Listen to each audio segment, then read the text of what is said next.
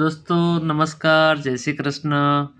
દોસ્તો, કંપનીનો ઓનર કે મેનેજર ઘણી વખત આપણી પાસેથી ડિટેલ રિપોર્ટ આપણે માગે છે કે ટ્રાન્ઝેક્શનનો ડિટેલ રિપોર્ટ જોઈએ છે. તો દોસ્તો આપણે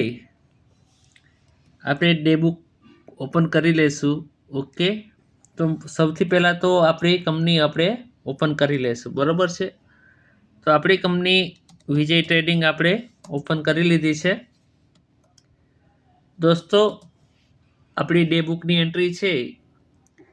તો દોસ્તો, ખાસ કરીને આપણે ગમે ત્યારે રિપોર્ટ આપી ત્યારે ડિટેલ રિપોર્ટ આપણે આપવાનો હોય છે. તો ડિટેલ રિપોર્ટ આપવા માટેની શોર્ટકટ કી છે અલ્ટર F5. અલ્ટર F5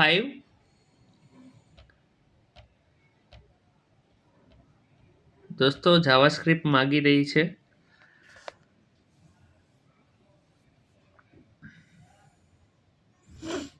એક મિનિટ આપણે રાહ જોઈ લઈશું. એજ્યુકેશન મોડ ઉપર આપણે આપણું કંપની ઓપન કરી દઈએ.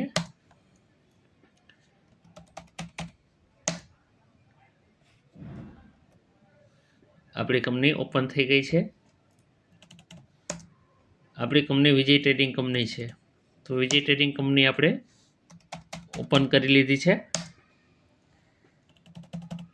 આપણે ડે બુકની અંદર ટ્રાન્ઝેક્શનને ડિટેલ ટ્રાન્ઝેક્શન આપણે સિલેક્ટ કરવાનું છે.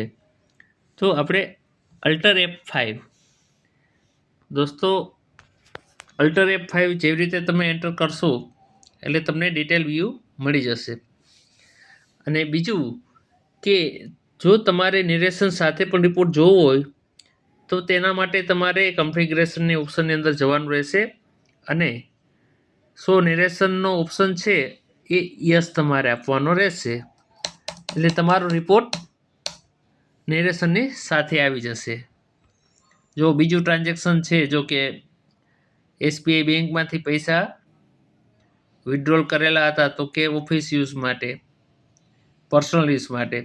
તો દોસ્તો, નિરેશન લખવાનો મતલબ શું છે, મેં બીજા ટ્રાન્ઝેક્શનમાં નથી લખ્યા.